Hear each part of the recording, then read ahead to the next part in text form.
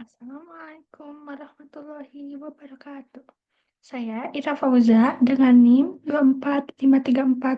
2453428PN18877 akan mempresentasikan mengenai dampak perubahan iklim terhadap kenaikan muka laut dan pengasaman laut untuk memenuhi mata kuliah perubahan iklim dan perikanan. Di sini ada latar belakang. Perubahan iklim adalah perubahan jangka panjang pada suhu rata-rata dan pola cuaca di bumi yang sebagian besar dipicu oleh aktivitas manusia, seperti pembakaran bahan bakar fosil, deforestasi, dan emisi gas rumah kaca. Aktivitas ini meningkatkan konsentrasi karbon dioksida atau CO2 dan gas rumah kaca lainnya di atmosfer, sehingga memperkuat efek rumah kaca. Berdasarkan proyeksi ilmiah, konsentrasi CO2 diperkirakan akan melebihi 500 ppm pada periode 2050 sampai 2100 yang disertai dengan kenaikan suhu global minimal 2 derajat Celcius dibandingkan dengan era praindustri. Kenaikan suhu ini memicu dampak besar terhadap sistem iklim, ekosistem, serta kehidupan manusia termasuk kenaikan muka laut dan pengasaman laut. Di sini ada kenaikan air laut. Kenaikan air laut ini penyebab utamanya yaitu ada ekspansi termal air laut akibat meningkatnya suhu laut. Kemudian ada pencairan gletser dan lapisan es di Greenland dan Antartika. Dan perubahan simpanan air di darat. Kemudian, di sini saya mengambil data penelitian yang dilakukan oleh Mimura pada tahun 2013. Yaitu ada kenaikan muka laut global atau GMSL, yaitu naik 21 cm antara 1880 hingga 2009. Kemudian, laju kenaikan meningkat menjadi 3,2 mm per tahun, yaitu 1993 sampai 2009, dibandingkan 1,7 mm per tahun pada tahun 1900 hingga 2009. Kemudian ada proyeksi IPCC yaitu 18-59 cm pada 2100 bisa lebih tinggi jika pencairan lapisan es mempercepat.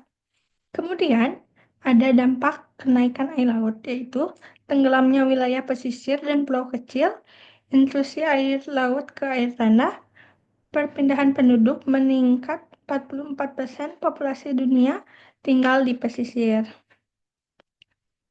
Kemudian di sini ada pengasaman air laut. Pengasaman air laut ini penyebab utamanya yaitu ada penurunan pH air laut akibat penyerapan CO2 dari atmosfer. Kemudian ada lautan telah menyerap sekitar sepertiga CO2 yang dihasilkan manusia sejak revolusi industri. Nah, di sini ada reaksi kimianya. CO2 plus H2O menjadi H2CO2 atau asam karbonat, kemudian H plus HCO3- yaitu peningkatan ion H+ membuat air laut lebih asam.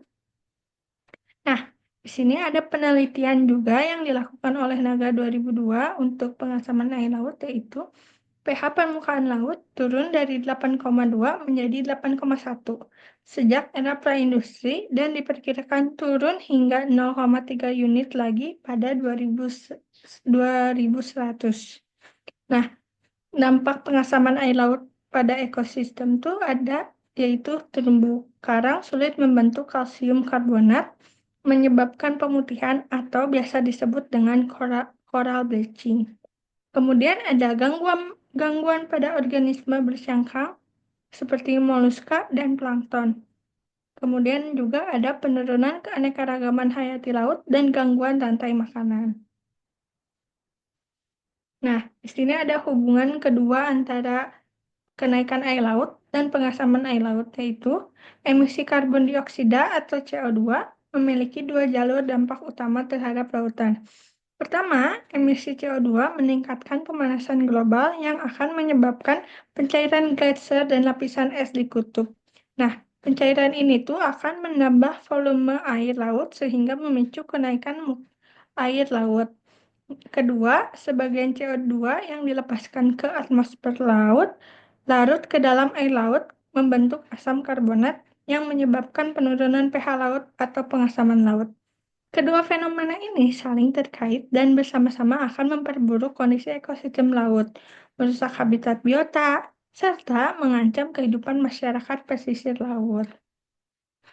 Kemudian, dampak sosial dan ekonomi akibat kenaikan air laut dan pengasaman air laut yaitu dampak perubahan iklim melalui kenaikan muka laut dan pengasaman laut tidak hanya dirasakan oleh aspek lingkungan, tetapi juga sosial ekonomi, seperti hilangnya lahan pesisir akibat kenaikan muka laut, kemudian akan memaksa masyarakat untuk bermigrasi ke daerah yang lebih aman, sehingga menimbulkan masalah kepadatan penduduk dan sosial ekonomi di wilayah tujuan. Sektor perikanan dan pariwisata juga akan terancam karena kerusakan ekosistem laut seperti terumbu karang yang menjadi habitat penting bagi berbagai spesies ikan. Selain itu, pergeseran garis pantai yang mengubah batas wilayah laut berpotensi memicu konflik antar negara, khususnya negara-negara yang memiliki garis pantai berdekatan. Nah, di sini ada upaya mitigasi dan adaptasinya, yaitu untuk mengurangi dampak perubahan iklim terhadap kenaikan muka laut dan pengasaman laut diperlukan dua strategi utama, yaitu mitigasi dan adaptasi. Mitigasi berfokus pada pengurangan emisi gas rumah kaca melalui pemanfaatan energi terbarukan, peningkatan efisiensi energi, serta pelaksanaan perjanjian internasional seperti Paris Agreement dan UNFCCC. Sementara itu, adaptasi bertujuan menyesuaikan dengan dampak yang sudah terjadi. Beberapa langkah adaptasi meliputi pembangunan tanggul dan infrastruktur pelindung pesisir, restorasi ekosistem alami seperti mangrove dan terumbu karang untuk menjaga keseimbangan ekosistem, serta pembaruan hukum laut internasional guna mengantisipasi pergeseran garis pantai yang dapat memicu konflik antar negara. Nah, kesimpulannya yaitu perubahan iklim telah mempercepat terjadinya kenaikan muka laut dan pengasaman laut yang memberikan dampak besar terhadap ekosistem laut, sektor ekonomi, dan tatanan hukum internasional. Kerusakan terumbu karang, hilangnya habitat pesisir, dan ancaman terhadap mata pencaharian masyarakat menunjukkan bahwa dampak ini bersifat multidimensi. Oleh karena itu, aksi global yang mendesak sangat diperlukan, baik melalui upaya mitigasi untuk menekan emisi gas rumah kaca maupun adaptasi untuk meminimalkan dampak yang sudah terjadi. Kolaborasi internasional, inovasi teknologi ramah lingkungan, dan penguatan kebijakan menjadi kunci dalam mengatasi tantangan ini. Nah, ini yaitu referensi yang sudah saya gunakan. Ada Sea Level Rise Caused by Climate Change and its Implication for Society yang ditulis oleh Mimura pada tahun 2013. Kemudian ada Ocean Acidification as Physical Indicator for Climate Change, yaitu yang ditulis oleh Naga pada tahun 2022. Sekian presentasi dari saya, mohon maaf bila ada kesalahan. Wassalamualaikum warahmatullahi wabarakatuh.